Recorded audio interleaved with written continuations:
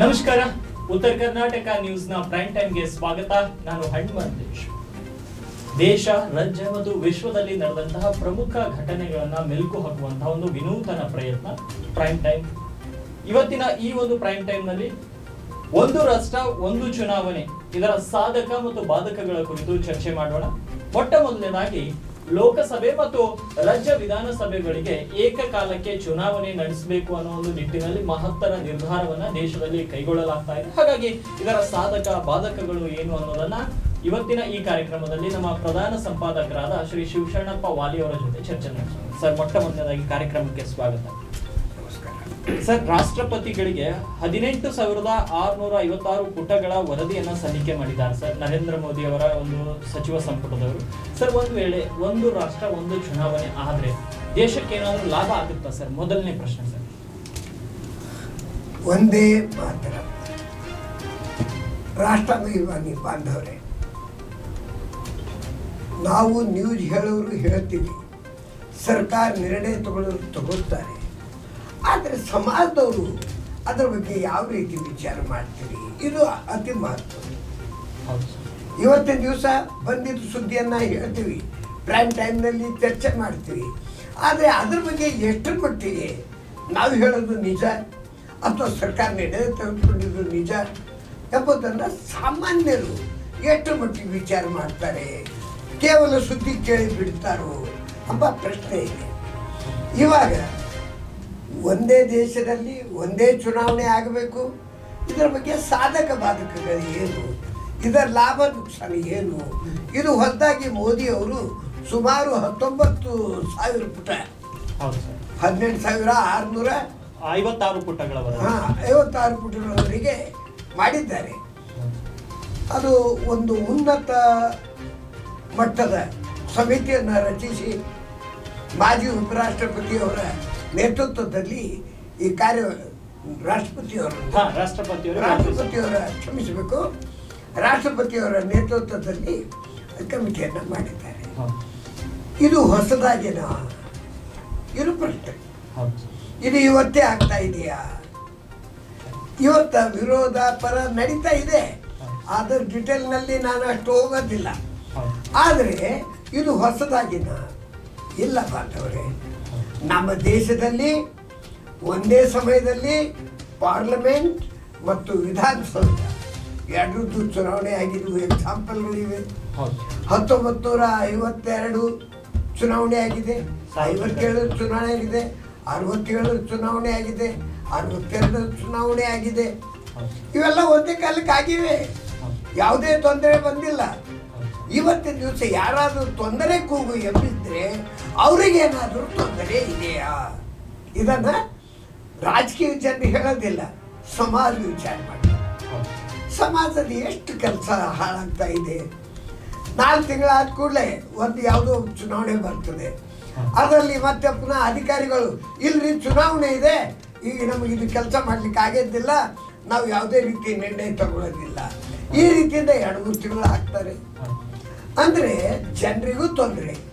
ಅದಲ್ಲದೆ ಚುನಾವಣೆ ಕಾಲಕ್ಕೆ ನಮ್ಮ ದೇಶದ ಗಡಿಯನ್ನು ರಕ್ಷಣೆ ಮಾಡ್ತಕ್ಕಂಥ ಗೌರವಾನ್ವಿತ ಸೈನಿಕರು ಈ ಕೆಲಸದಲ್ಲಿ ಬರಬೇಕಾಗಿದೆ.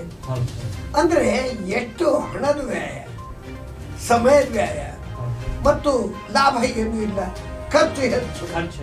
ಇಂತಹ ರೀತಿಯ ಕಾರ್ಯಕ್ರಮಗಳೇನು ನಡೀತವೆ, ಇದೇನು ಹೊಸದಾಗಲ್ಲ.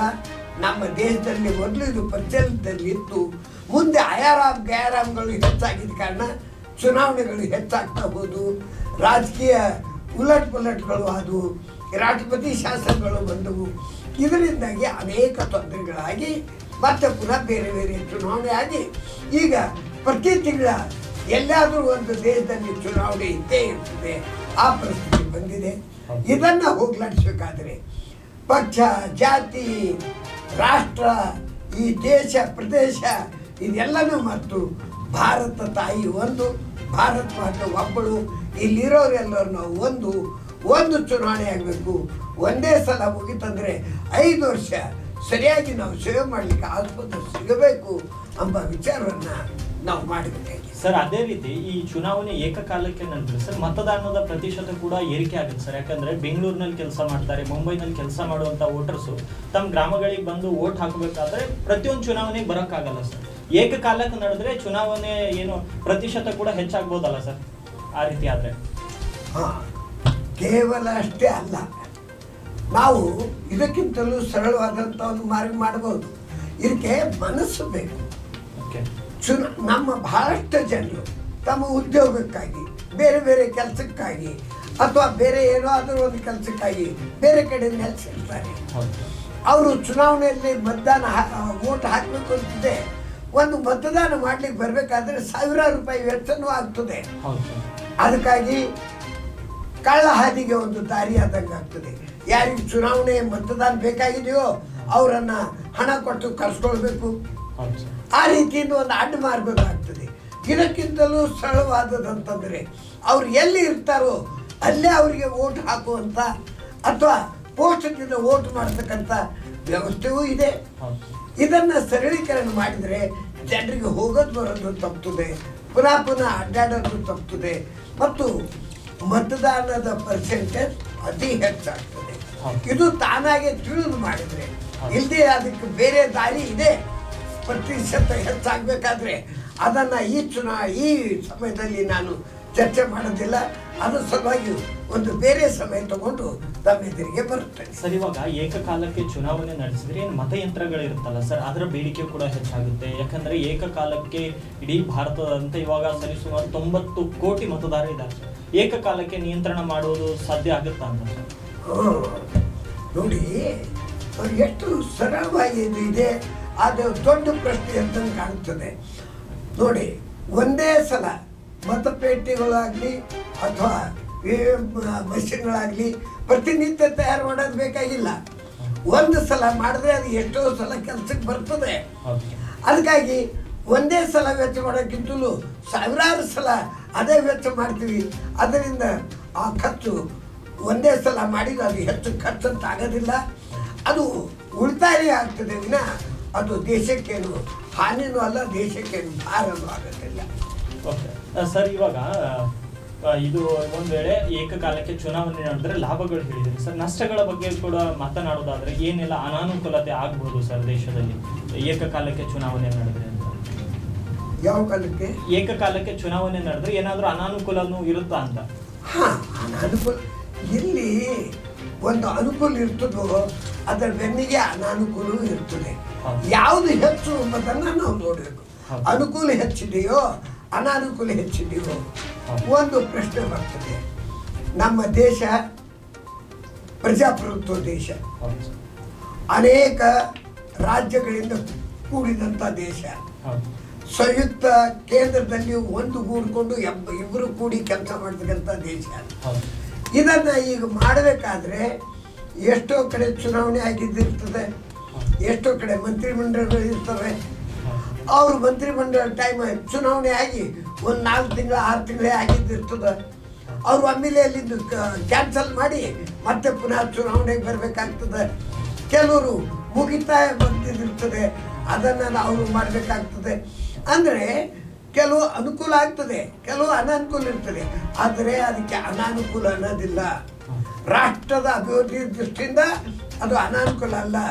ಎಷ್ಟು ಸಲ ಪಾರ್ಟಿ ಬದಲಾಯಿಸಿ ಚುನಾವಣೆಗೆ ಹೋಗ್ತಾರೆ, ಅದು ಅನಾನುಕೂಲ ಆಗೋದಿಲ್ವಾ? ಚುನಾವಣೆ ಒಂದು ಕಾಲಕ್ಕೆ ಮಾಡಿದಾಗ ಅನಾನುಕೂಲ ಆಗ್ತದೆ ಅಂತ ಹೇಳ್ತೀವಿ. ಆದರೆ ನೀವು ಪಾರ್ಟಿ ಒಡಕು ಮಾಡಿಕೊಂಡು ಒಂದು ಪಕ್ಷದ ಮತ್ತೊಂದು ಪಕ್ಷಕ್ಕೆ ಹೋಗಿ ಅಲ್ಲಿ ಸರ್ಕಾರ ಕೆಡವಿ ಚುನಾವಣೆಗೆ ಹೋಗ್ತೀವಿ, ಅದು ಖರ್ಚಾಗೋದಿಲ್ವಾ? ಆದರೆ ಆ ರೀತಿಯಿಂದ ಲೆಕ್ಕ ಹಾಕ್ಲಿಕ್ಕೆ ಆಗೋದಿಲ್ಲ. ರಾಷ್ಟ್ರದ ಉದ್ದೇಶ ಇದ್ದಾಗ ಈ ರೀತಿಯಿಂದ ಬದಲಾವಣೆ ಆಗಬೇಕಾಗ್ತದೆ.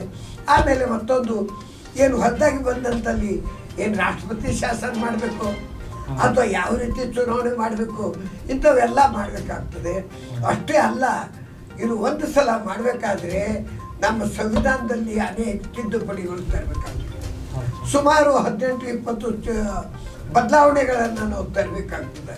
ಆ ಬದಲಾವಣೆ ತರಬೇಕಾದ್ರೆ ಲೋಕಸಭೆಯಲ್ಲಿ ರಾಜ್ಯಸಭೆಯಲ್ಲಿ ನಮಗೆ ಬಲ ಬೇಕಾಗ್ತದೆ. ಅದು ಗೆದ್ದಿಲ್ಲ ಅಂದರೆ ಮತ್ತೆ ಪುನಃ ಅದು ಬರಲಿಕ್ಕಾಗೋದಿಲ್ಲ. ಆದರೆ ಒಂದು ಮಾತು ನೆನ್ಪಿಡಬೇಕು, ನಾವು ವಿರೋಧಿ ಪಕ್ಷದವರು ವಿರೋಧಕ್ಕಾಗಿ ವಿರೋಧ ಮಾಡಬಾರ್ದು. ಪ್ರಗತಿಗಾಗಿ ಏನಾದರೂ ಕುಂಠಿತ ಆಗ್ತಾ ಇದ್ರೆ ವಿರೋಧ ಮಾಡ್ರಿ.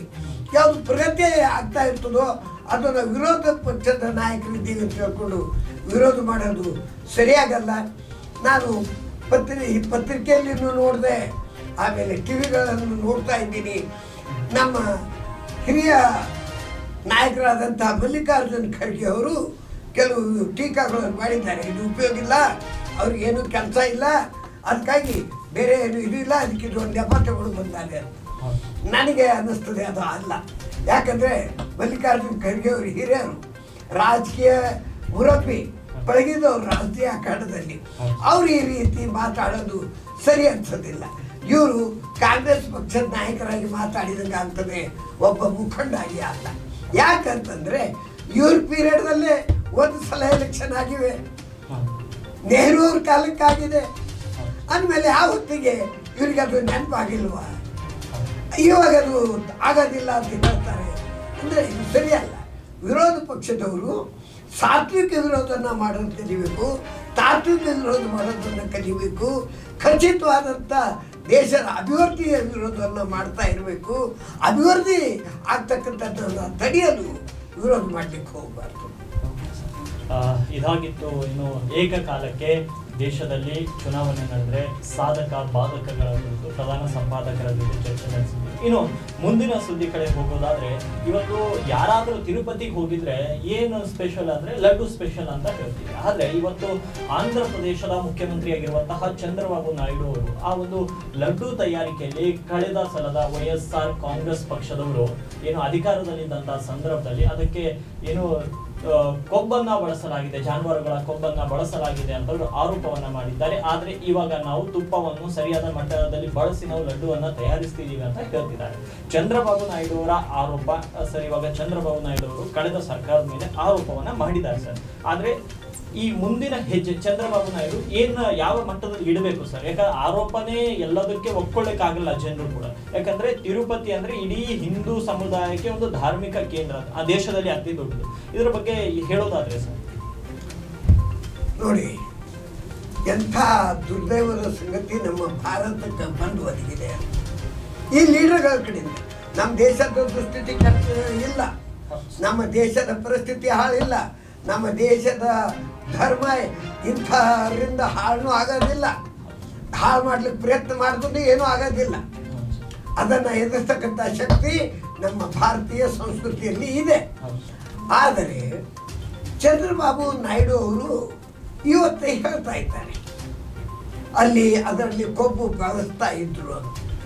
ಎಷ್ಟು ಮಟ್ಟಿಗೆ ನಿಜ, ಎಷ್ಟು ಮಟ್ಟಿಗೆ ಸುಳ್ಳು, ಯಾಕೆ ಮಾತನ್ನ ಹೇಳ್ತಾನೆ ಅಂದರೆ, ಚಂದ್ರಬಾಬು ನಾಯ್ಡು ಒಬ್ಬ ಪ್ರಗತಿಪರ ವ್ಯಕ್ತಿ, ಒಬ್ಬ ಒಳ್ಳೆ ವಿಚಾರಧಾರೆಯ ವ್ಯಕ್ತಿ. ಆಮೇಲೆ ರಾಜಕೀಯದಲ್ಲಿ ಅನೇಕ ಕಾಲ ಇವರು ಸಮಯವನ್ನು ಕಳೆದವರು. ಇವರಿಗೆ ಎಂದು ಗೊತ್ತಾಯಿತು ಇದು ಕೊಬ್ಬು ಬಳಸ್ತಾರೆ ಅನ್ನೋದು? ಯಾವತ್ತೇ ದಿವಸ ಇವ್ರು ಮುಖ್ಯಮಂತ್ರಿ ಇವಾಗ ಆದಾಗ ಗೊತ್ತಾಯ್ತಾ? ಅಥವಾ ಹೋದ ಸಲ ಮುಖ್ಯಮಂತ್ರಿಯಿಂದ ಇಳಿದ ಮೇಲೆ ಇವ್ರಿಗೆ ರಾಜಕೀಯ ಗಂಧವೇ ಇರಲಿಲ್ವಾ?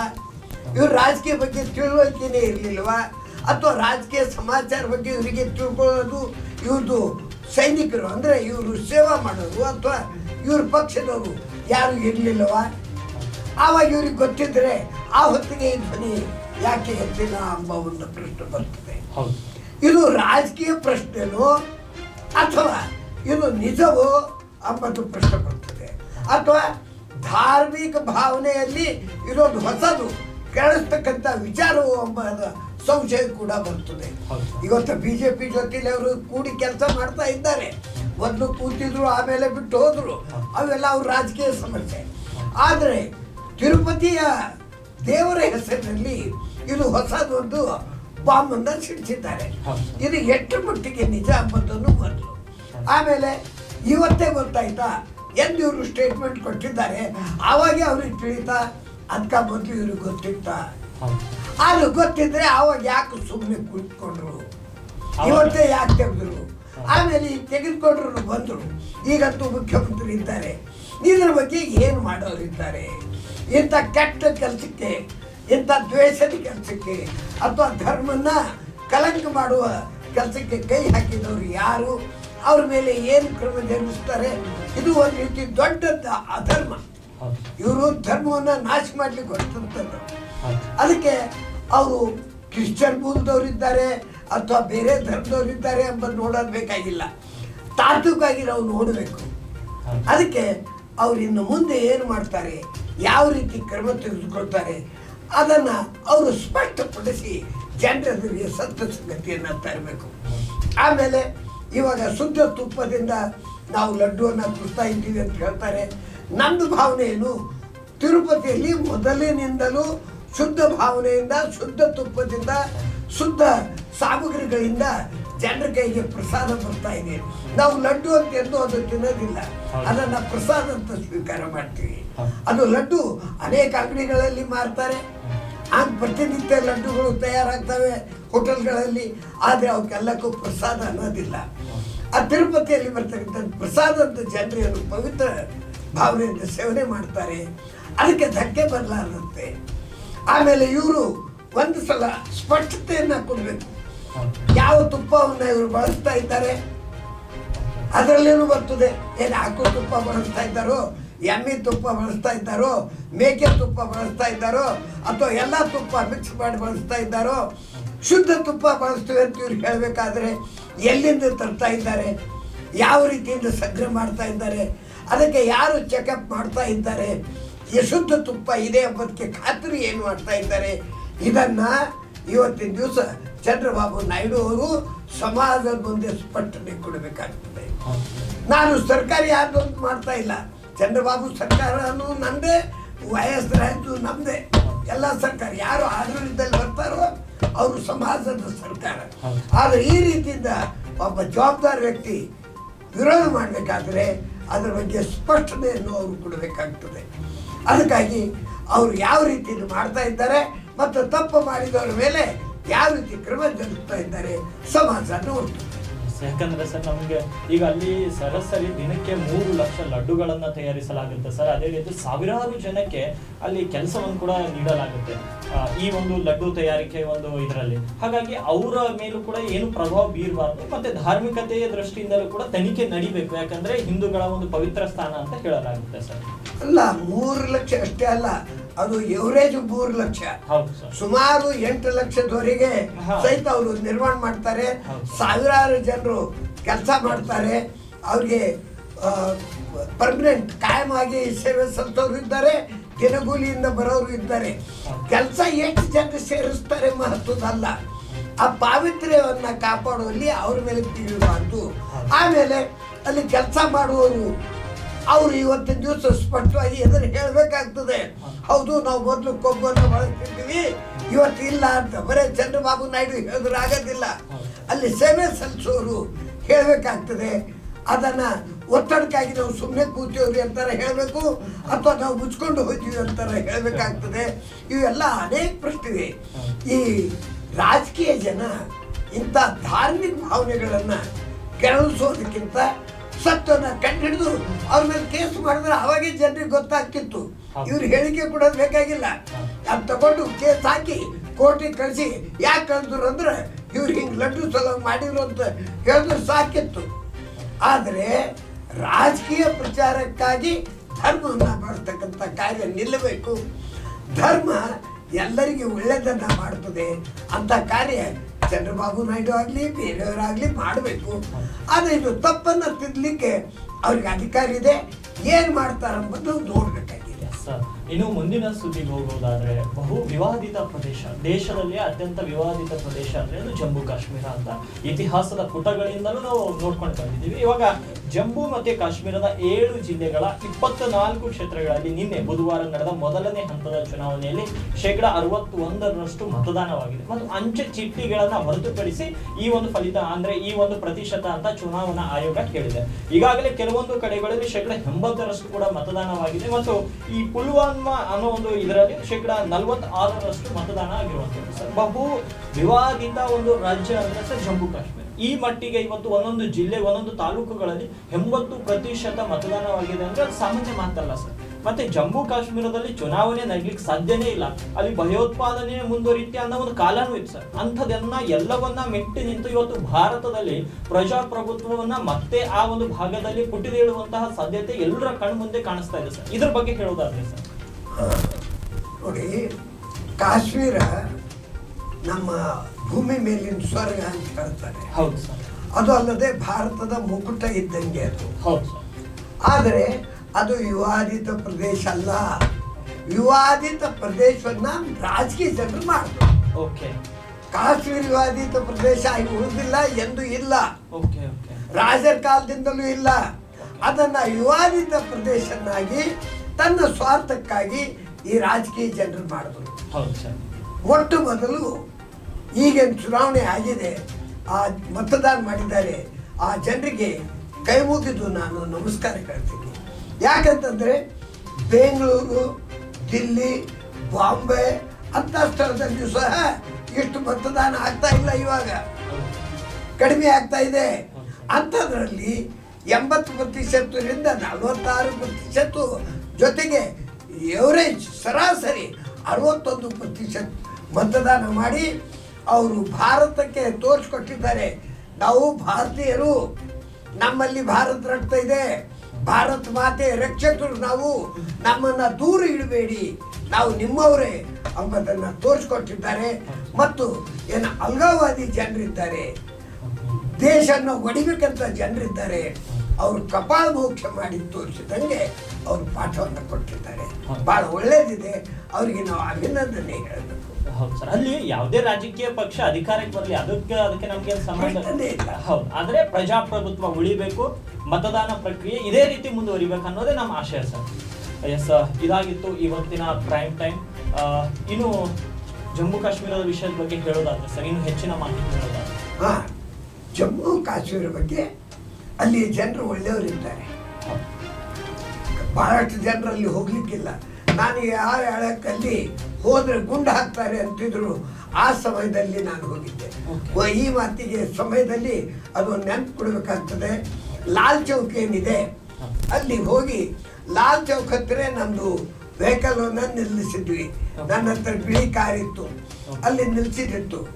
ಅದಾದ್ಮೇಲೆ ನೋಡಿಕೊಂಡು ನಾವು ಹೋಗಿದ 15 ನಿಮಿಷದಲ್ಲಿ ಬಾಂಬ್ ಸ್ಫೋಟ ಆಯಿತು. ಆ ಹೊತ್ತಿಗೆ ನಮ್ಮ ಬೀದರ್ನಲ್ಲಿ ಇರ್ತಕ್ಕಂಥ ನನ್ನ ಮಕ್ಕಳಿಗೆ ಎಲ್ಲರಿಗೆ ಗೊತ್ತಾಯಿತು, ಅಲ್ಲೊಂದು ಲಾಲ್ ಚೌಕ್ನಲ್ಲಿ ಇದು ಆಗಿದೆ. ನಾವು ಲಾಲ್ ಚೌಕ್ನಲ್ಲಿ ಹೋಗಿ ಮಾತಾಡಿದ್ದಿತ್ತು. ಅದಕ್ಕೆ ಇದು ಅಲ್ಲೇ ಬಾಂಬ್ ಸ್ಫೋಟ ಆಗಿದೆ ಅಂದಾಗ ಈ ಬಿಳಿ ಕಾರೇ ಸ್ಫೋಟ ಆಗಿದೆ ಅಂತಲೂ ಬಂತು. ಅವಾಗ ಎಲ್ಲರೂ ಗಾಬರಿಗೊಂಡಿದ್ರು. ಆದರೆ ಪರಮಾತ್ಮನ ಕೃಪೆ, ನಾನು ಅಲ್ಲಿ ಹೋಗಿದ್ದ ಅರ್ಧ ತಾಸಲ್ಲಿ ಅದು ಆಗಿತ್ತು. ನಾವು ಆ ಸ್ಥಳ ಬಿಟ್ಟು, ಅಷ್ಟೇ ಅಲ್ಲ ಕಾಶ್ಮೀರ ಬಿಟ್ಟು ಮುಂದೆ ಬಂದಿದ್ವಿ ಅಂತ ಇಂಥ ಘಟನೆಗಳು ಅಲ್ಲಿ ಇದ್ದು.